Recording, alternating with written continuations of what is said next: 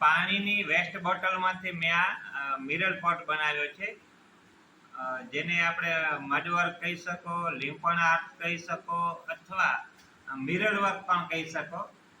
પાણીની waste bottle હતી તો એના ઉપર મેં માટીનું વર્ક કર્યું છે અને વર્ક કરી અને એની અંદર આખો સરસ કલર કામ, મિરર વર્ક અને કોન વર્ક ત્રણેયનો મિશ્રણ સંયોગ કર્યો છે અને સરસ મજાની મેં ફ્લાવર પોટ બનાવ્યો છે, જે શોકેસમાં તમે વાપરી શકો, ફૂલદાની તરીકે તમે વાપરી શકો.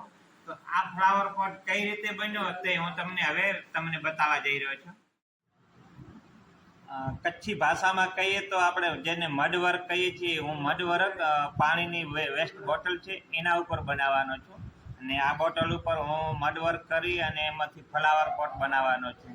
તો જે આ મારી હાથમાં જે છે એ ક્લે છે, તળાવની માટી અને ન્યૂઝપેપરનો માવો બે મિક્સ કરી અને તૈયાર રાખ્યું છે.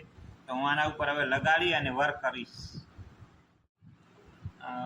વોટર બેગ ઉપર જે મેં માટીનું વર્ક કરેલું છે, મડ વર્ક કર્યું છે અને એ તૈયાર થઈ ગયા પછી મેં આખો વ્હાઈટ વોશ કરી નાખ્યો છે અને આ સરસ પોટ બનીને તૈયાર છે. હવે આના ઉપર હું રંગબેરંગી કલર ભરીશ. આપ જોઈ શકો છો કે જે મેં માટીમાંથી અને બોટલ ઉપર મડવર્ક લગાવીને જે પોટ તૈયાર કર્યો છે એની અંદર હું કલર કામ કરી રહ્યો છું અને એક કલર છે એ ફેબ્રિક કલરનો મેં ઉપયોગ કર્યો છે, જેથી કરીને પાકા કલર આવે. પોટનું કામ મારું હવે પૂરું થવા આવ્યું છે. આપ જોઈ શકો છો કે એની અંદર મેં ફેબ્રિકના સરસ મજાના રંગબેરંગી કલર પૂર્યા છે અને મસ્ત બન્યું છે.